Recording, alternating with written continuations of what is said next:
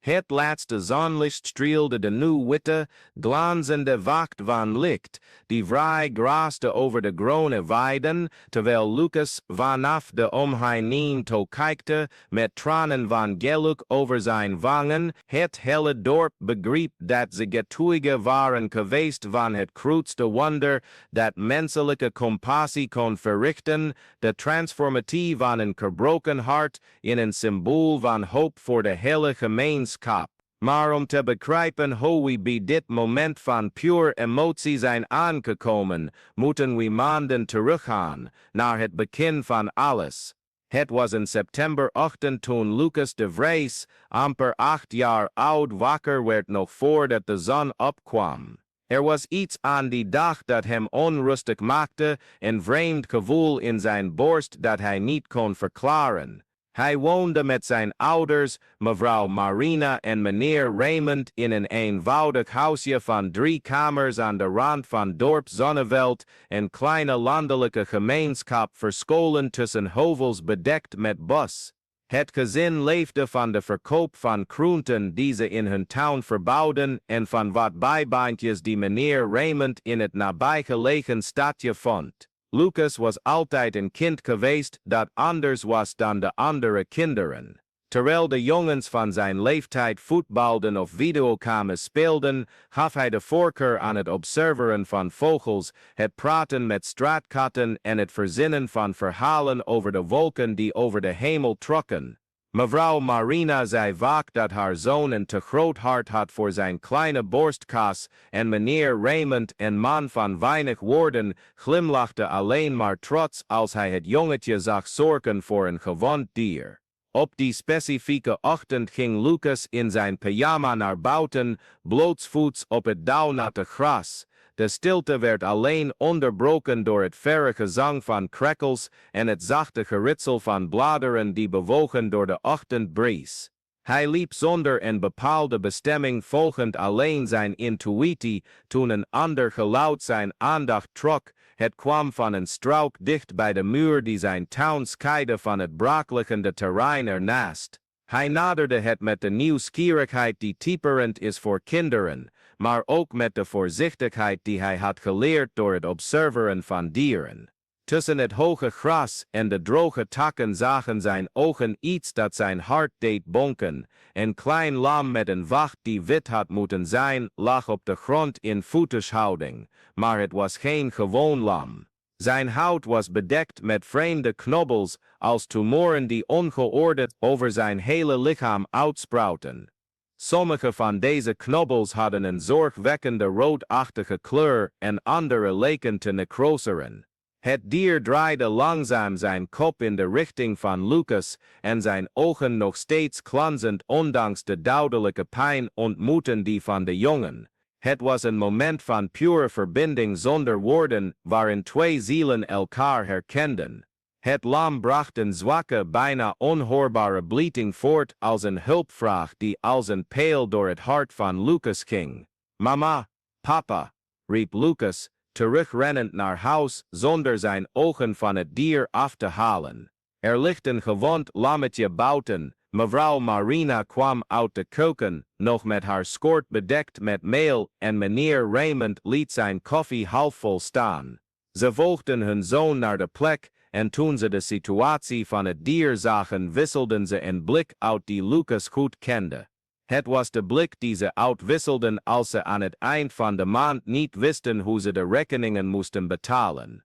Zoontje, zei mevrouw Marina neerknielend naast Lucas, dit beestje is erg ziek. Ik weet niet of we, maar hij lijdt mama, viel Lucas haar onderbroken met een brok in zijn keel. Kijk naar zijn oogjes, hij vraagt om hulp. Meneer Raymond, een praktische man met een zacht hart vermomd als een harde buitenkant, zuchtte diep. Hij wist dat ze geen geld hadden voor veterinaire behandeling, maar hij wist ook dat hij niet kon slapen wetende dat ze een dier hadden laten lijden. Bovendien was er iets in de vastberaden blik van zijn zoon dat hem diep raakte. Ik ga een touw en een deken halen, zei hij uiteindelijk. We brengen hem naar dokter Henk. Dokter Henk de Vries was de enige dierenarts in de regio. een man van 60 jaar die zowel boerderijdieren als huisdieren behandelde in een geïmproviseerde kliniek die gevestigd was in een kamer naast zijn huis. Hij stond bekend om zijn technische bekwaamheid, maar ook om zijn iets wat ruwe en directe persoonlijkheid, eigenschappen die hij had verworven na decennia van worstelen met de hardheid van het plattelandsleven. Het gezin legde het lammetje voorzichtig in een karretje dat ze van de buurman hadden geleend en reed over de onverharde weg die naar het centrum van het dorp leidde. Tijdens de hele race hield Lucas een hand op het dier, fluisterend woorden van troost: rustig maar kleintje, we gaan je helpen, je wordt beter. Toen ze bij de kliniek aankwamen, behandelde dokter Henk een koe met mastitis. Toen hij de familie de Vries met het lammetje zag, fronste hij zijn wenkbrauwen. Hij kende hun financiële situatie goed en wist dat een complexe behandeling onmogelijk te betalen zou zijn. Laat me eens kijken, zei hij, naderend tot het dier met handen die nog vies waren van de vorige behandeling. Hij onderzocht de verwondingen snel en schudde negatief zijn hoofd. Dit is bovine papillomatose of iets dergelijks. De tumoren zijn erg vergevorderd, sommige zijn al necrotisch. Het dier lijdt enorm. Dokter, zei Lucas met een indrukwekkende ernst voor een kind van 8 jaar. Kunt u proberen hem te redden? Dokter Henk keek naar de jongen, dan naar de ouders, en weer naar het lam. In 4 decennia van zijn beroep had hij zelden zulke ernstige gevallen gezien. Technisch gezien zou het meest humane zijn om het dier te laten inslapen. Maar er was iets in de smekkende blik van Lucas dat iets in de diepten van zijn verharde ziel beroerde. Kijk jongen, zei hij, zijn bril afzettend en zijn nerveus afvegend. Ik kan een paar dingen proberen, maar ik zal jullie niet voorliegen. De kansen zijn erg klein en de behandeling wordt duur. Hoeveel? Vroeg meneer Raymond, al berekenend of ze het konden betalen. Ongeveer €300, minimaal. Geïmporteerde medicijnen, speciale verbanden, meerdere consultaties. Het stilzwijgen dat volgde was zwaar. €300 was bijna de helft van het maandelijkse gezinsinkomen. Mevrouw Marina boog haar hoofd en meneer Raymond krabde in zijn baard, een teken dat hij diep nadacht. Het was toen dat Lucas iets deed dat voor altijd in het geheugen van alle aanwezigen gegrift zou staan. Hij haalde een gebarsten spaarpot van klei tevoorschijn, met tape gepareerd, en hield hem uitgestrekt naar dokter Henk. Ik heb €43 hier. Het is alles wat ik heb verdiend met limonade verkopen op school. Neemt u het aan? Dokter Henk stond perplex. Hij keek naar de spaarpot, daarna naar de jongen, en voelde iets wat hij allang niet meer had gevoeld, een beklemmende gevoel op zijn borst dat niets te maken had met hartproblemen. Je weet dat dit niet eens een tiende van de behandeling dekt, hè jongen? Ja, antwoordde Lucas, maar het is alles wat ik nu heb. Daarna regel ik de rest wel. Ik kan werken, meer limonade verkopen, alles doen. Laat hem alsjeblieft niet doodgaan. Op dat moment had dokter Henk een openbaring. Hij herinnerde zich waarom hij in zijn jeugd dierenarts was geworden, de idealen die hem dreef, voordat de hardheid van het leven ze bedekte met lagen van pragmatisme en desillusie. Hij keek opnieuw naar het lam, dat hem recht in de ogen leek te kijken met een bijna menselijke expressie. Weet je wat, zei hij, terwijl hij de spaarpot in zijn zak stopte, we sluiten een deal, je helpt me met de verbanden, elke dag, en we gaan proberen dit diertje te redden. Wat vind je daarvan? Lucas glimlachte voor het eerst sinds hij het dier had gevonden. Serieus, gaat u het proberen? Ik ga het proberen, maar je moet begrijpen dat het misschien niet lukt. Ik begrijp het, maar we proberen het tenminste toch. En zo begon een reis, die niet alleen het leven van het lam zou veranderen, maar ook van de hele gemeenschap van dorp Zonneveld. Dokter Henk besloot het dier licht te noemen. en naam die Lucas voorstelde nadat hij had opgemerkt dat zelfs te midden van het lijden, de ogen van het lam een speciale glans behielden. De eerste behandeling bestond uit een grondige reiniging van de verwondingen, het aanbrengen van antiseptische zalven en een reeks ontstekingsremmende en antibiotische injecties.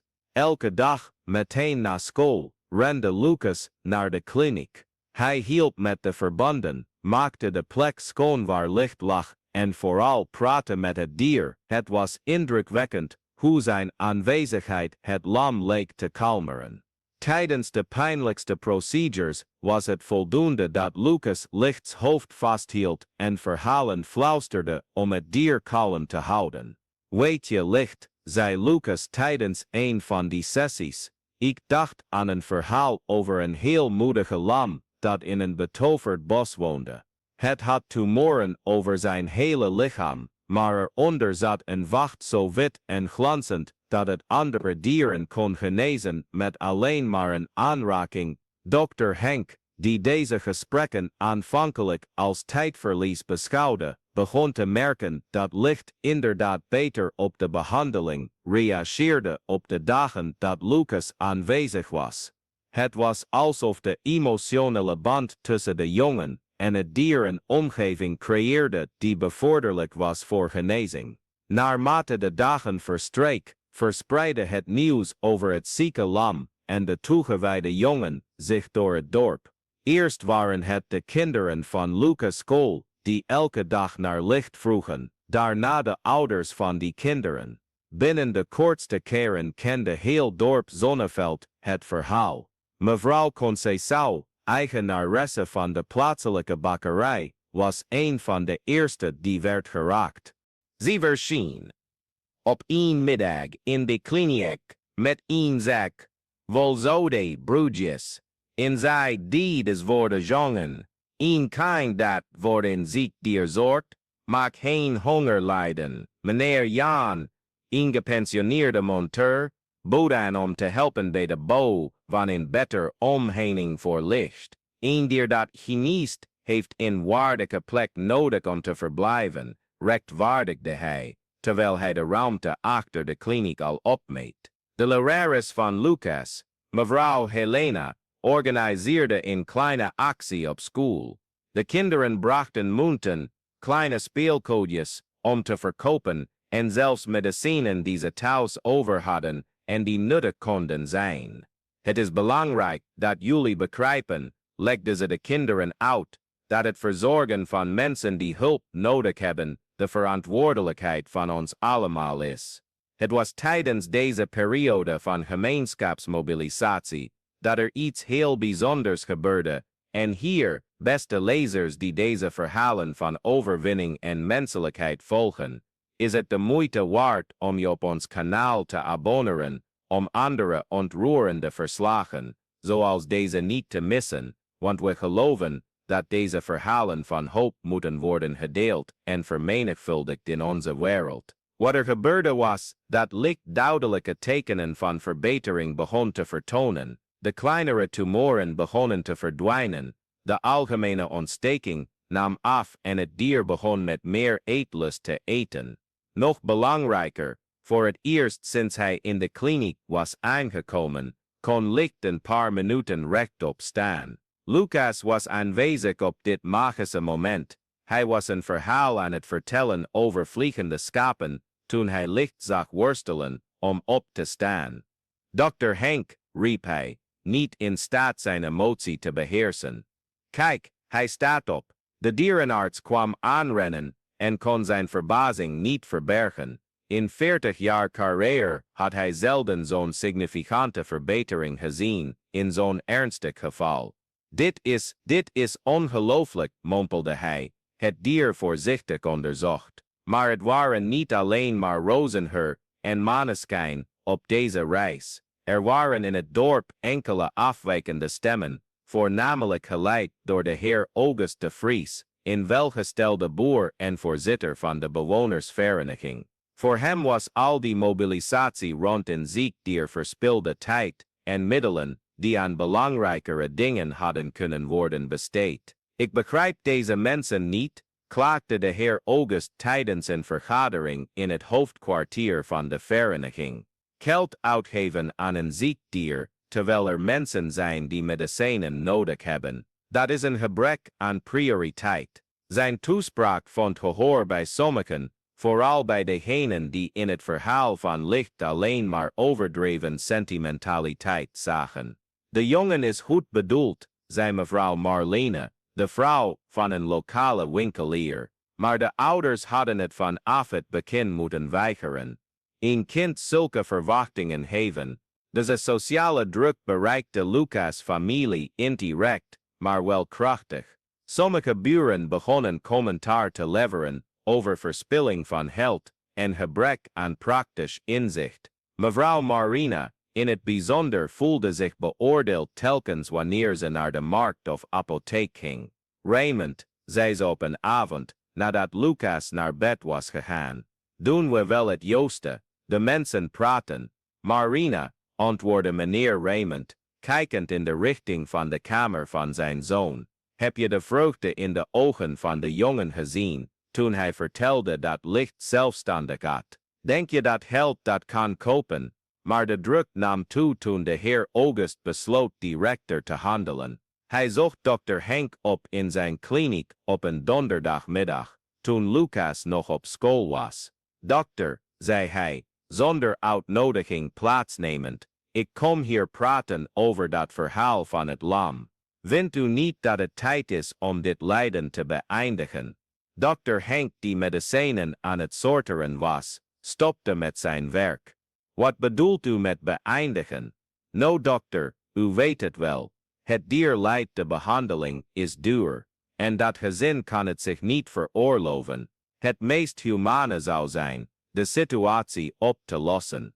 Hoe op te lossen? U begrijpt wel, een injectie, het dier stopt met lijden, en iedereen keert terug naar het normale leven. Dokter Henk voelde de woede in hem opkomen. Er was iets in de koelbloedigheid van de heer August dat hem diep verontrustte. En wie heeft besloten dat het dier lijdt? Want ik, die al 40 jaar dierenarts ben, zie hem elke dag verbeteren. Dokter, wees realistisch. Hoeveel van zulke gevallen heeft u al volledig zien herstellen? Het was een moeilijke vraag om te beantwoorden. Eerlijk gezegd had dokter Henk nog nooit een zo ernstig geval gezien, met zulke significante verbeteringen. Maar hij had ook nog nooit een dier zoveel liefde en aandacht zien krijgen als licht van Lucas. De heer August, zei hij uiteindelijk, ik zal u iets vertellen.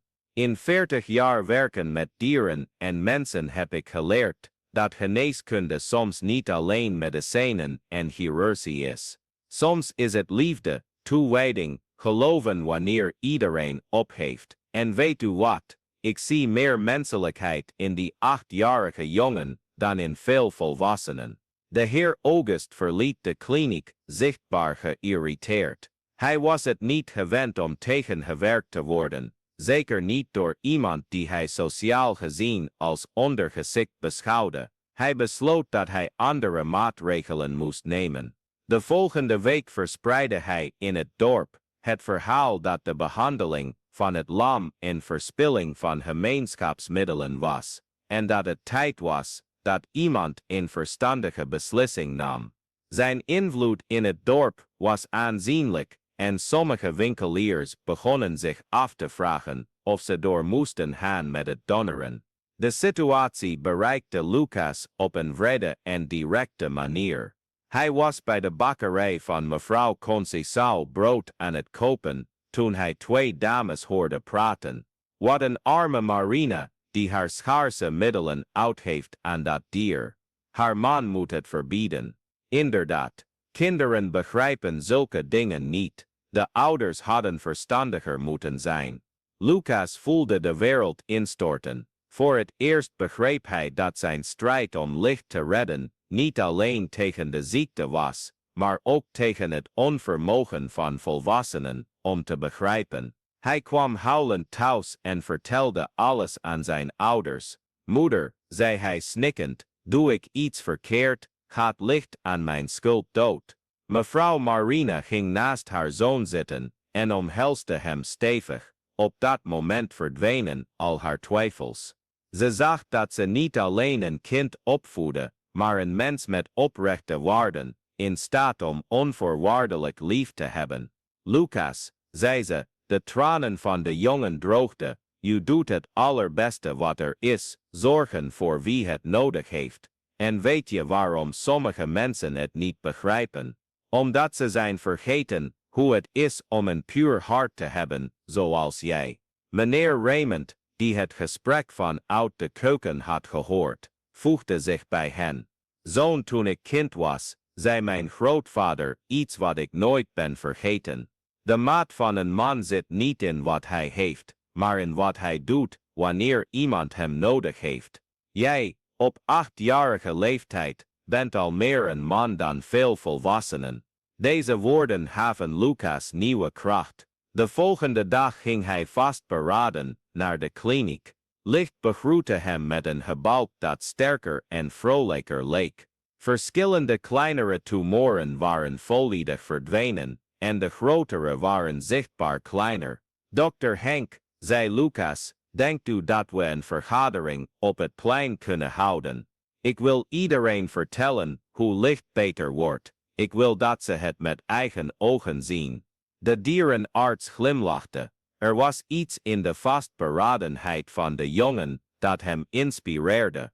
Ik denk dat het een geweldig idee is. De vergadering werd gepland voor de volgende zondag op het centrale plein van het dorp. Lucas bracht de week door met voorbereiden wat hij zou zeggen, oefenend voor de spiegel en zijn ouders om commentaar op zijn toespraak te vragen. Toen zondag aanbrak, verzamelden ongeveer 50 mensen zich op het plein. Zowel aanhangers als sceptisch waren aanwezig, inclusief de heer August en zijn volgelingen. Dr. Henk bracht licht in een kleine kar, en toen het dier aan het publiek werd gepresenteerd, waren er gefluisterde geluiden van verbazing. De transformatie was onmiskenbaar. Het lam dat maanden eerder bijna dood was, bedekt met necrotische tumoren, vertoonde nu slechts enkele littekens en enkele kleine resterende knobbels. Zijn vacht, hoewel nog niet volledig wit, had veel van zijn oorspronkelijke glans herwonnen. Belangrijker nog, licht stond stevig op zijn poten en toonde interesse in zijn omgeving. Lucas klom op een klein geïmproviseerd platform en begon met een indrukwekkende volwassenheid voor een 8-jarige te spreken. Mensen, zei Lucas, ik weet dat sommigen van jullie denken dat we tijd en geld verspillen aan licht. Ik begrijp dat. Als je één dier ziet lijden, lijkt het soms makkelijker om op te geven. Maar ik heb iets belangrijks geleerd de afgelopen maanden. We redden geen dieren of mensen omdat het makkelijk is. We redden ze omdat het juist is. Een respectvolle stilte daalde over het plein. Zelfs de kinderen stopten met spelen om te luisteren. Licht heeft er niet om gevraagd om ziek te worden. Niemand vraagt erom. Maar als iemand hulp nodig heeft, moeten we kiezen, helpen we of doen we alsof we het niet zien. Ik koos ervoor om te helpen. Mijn familie koos ervoor om te helpen. Dr. Henk koos ervoor om te helpen. En kijk naar het resultaat. Hij gebaarde naar licht, dat op dat moment rustig aan het grazen was in een hoekje van het plein. Maar weten jullie wat me het meest blij maakt? Het is niet alleen dat licht beter is geworden. Het is dat ik zoveel goede mensen heb zien helpen. Mevrouw Conceição Brack Brood, meneer John maakte de omheining, Juf Helena organiseerde actie op school. Ik zag dat ons dorp veel meer mensen met een goed hart heeft dan mensen zonder hart. De heer August, die acteren in de menigte stond, voelde zich duidelijk ongemakkelijk. Hij was niet voorbereid om publiekelijk door een kind te worden aangesproken, zeker niet op zo'n elegante en volwassen manier. Maar ik wilde nog iets speciaals zeggen, vervolgde Lucas. Tegen de mensen die vinden dat we geld verdoen. jullie hebben het recht om zo te denken. Maar ik heb ook het recht om voor iemand te zorgen die hulp nodig heeft. En weten jullie waarom? Omdat ik hoop dat als jullie ooit hulp nodig hebben, iemand zal zijn zoals jullie voor licht waren. De woorden vielen als een stille bom. Verschillende mensen boogden hun hoofd, zichtbaar geraakt door de woorden van de jongen. Mevrouw Marlen, een van de meest vocale critici, voelde tranen in haar ogen prikken. Tot slot wil ik nog iets zeggen, zei Lucas, terwijl hij van het podium afstapte. Licht heeft me geleerd dat het niet uitmaakt hoe gewond een leven is. Als we met liefde zorgen en niet opgeven, is altijd een kans op genezing, en dat geldt voor dieren, voor mensen en zelfs voor de gemeenschap. Wat er vervolgens gebeurde, had niemand verwacht. De heer August, zichtbaar beschaamd, naderde langzaam het podium. Iedereen zweeg wachtend op een soort confrontatie. Jongetje, zei hij met een licht, trillende stem. Ik denk dat ik het mis had. Lucas keek hem nieuwsgierig aan, zonder een spoor van wrok in zijn ogen. Ik heb zo lang over cijfers en kosten nagedacht dat ik vergat om aan harten te denken, vervolgde de heer August. Jij met je 8 jaar, hebt mij een les geleerd die ik mijn hele leven zal koesteren. Hij haalde een briefje van €50 uit zijn zak en overhandigde het aan dokter Henk. Dit is om te helpen met de kosten van de behandeling, en als er meer nodig is kunnen jullie op me rekenen. Wat volgde was een golf van emotie die over het plein spoelde. Mensen die sceptisch waren geweest, kwamen dichterbij om licht van dichtbij te zien, en waren onder de indruk van zijn herstel. Mevrouw Marlen bood haar excuses aan, bij Lucas' familie. Andere mensen boden aan om te helpen, niet alleen met licht, maar met elk gewond dier dat in het dorp verscheen.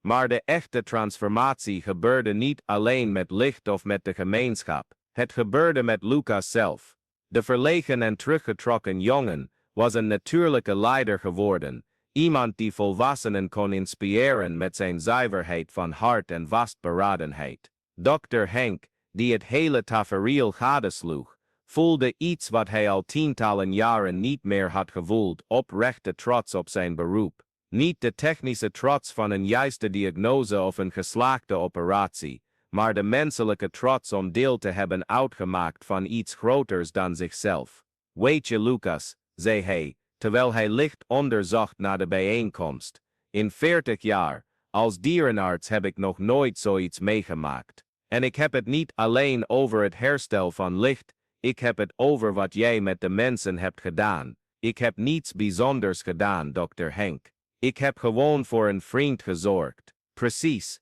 en dat is soms wat er ontbreekt in de wereld, mensen die gewoon zorgen. De maanden die volgden waren een periode van consolidatie van lichtsherstel en van het versterken van de gemeenschapsbanden, die zich tijdens de behandeling hadden gevormd. Het lam woonde in een kleine wei achter de kliniek, maar kreeg dagelijks bezoek, niet alleen van Lucas, maar ook van verschillende kinderen uit het dorp die verliefd waren geworden op zijn verhaal. Licht werd een soort mascotte van de gemeenschap. Zijn verhaal verspreidde zich naar naburige dorpen, en mensen kwamen van ver om het wonderlam en de jongen die hem niet had opgegeven te ontmoeten. Lucas, aanvankelijk verlegen door zoveel aandacht, realiseerde zich al snel dat hij zijn nieuwe bekendheid voor iets groters kon gebruiken. Hij begon kleine lezingen op school te geven, over dierenwelzijn. Hij richtte een groep kinderen op die gewonde of achtergelaten dieren zocht en verzorgde. Hij overtuigde de ouders om een deel van de achtertuin om te vormen, tot een kleine geïmproviseerde dierenkliniek. Altijd onder toezicht van dokter Henk. Mama, zei hij op een dag, terwijl hij een poesje verzorgde met een gebroken poot, ik denk dat ik dierenarts wil worden, als ik groot ben. Mevrouw Marina glimlachte. Het was geen verrassing, ze had maandenlang haar zoon zien omgaan met dieren op een bijna magische manier, alsof hij een taal sprak die alleen zij begrepen. Dan word je de beste dierenarts ter wereld, antwoordde ze, terwijl ze haar zoon een kus op zijn voorhoofd gaf. Want je hebt het belangrijkste, een hart dat niet opgeeft. De transformatie van de heer August was ook opmerkelijk. De man die vroeger alleen kosten en baten zag, werd een van de grootste voorstanders van de initiatieven voor dierenbescherming in het dorp. Hij financierde de bouw van een klein asiel en adopteerde zelfs 2 achtergelaten honden. Weet je wat ik van die jongen heb geleerd? Zei hij tegen iedereen die wilde luisteren. Dat geld hebben geen zin heeft als je geen hart hebt om het op de juiste manier te gebruiken. Dr. Henk is ook veranderd. Zijn praktijk, voorheen gericht op alleen technische en functionele behandelingen, is uitgegroeid tot een centrum voor educatie over dierenwelzijn. Hij begon gratis lezingen te geven over veterinaire, eerste hulp en leerde Lucas en andere kinderen zelfs om basisverbanden aan te leggen. Die jongen herinnerde me eraan waarom ik dierenarts werd. Vertrouwde hij een collega toe, niet voor het geld of de status, maar om voor levens te zorgen, alle levens. Maar van alle veranderingen was de mooiste die in het dorp zelf plaatsvond. Dorp Zonneveld, voorheen een gewone gemeenschap, waar mensen elkaar beleefd groeten, maar verder hun eigen leven leden, was veranderd in een plek waar iedereen voor elkaar zorgde.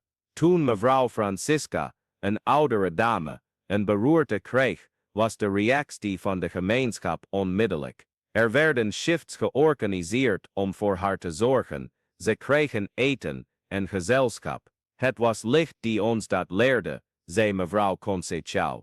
Als we voor een onbekend dier kunnen zorgen, dan kunnen we dat zeker ook voor een buurvrouw. Toen de familie Jansen hun huis verloor bij een brand, mobiliseerde het hele dorp zich om het te herbouwen. Toen de kleine Pieter zijn arm brak en zijn ouders geen geld hadden voor het ziekenhuis, werd er een collecte gehouden die alle kosten dekte.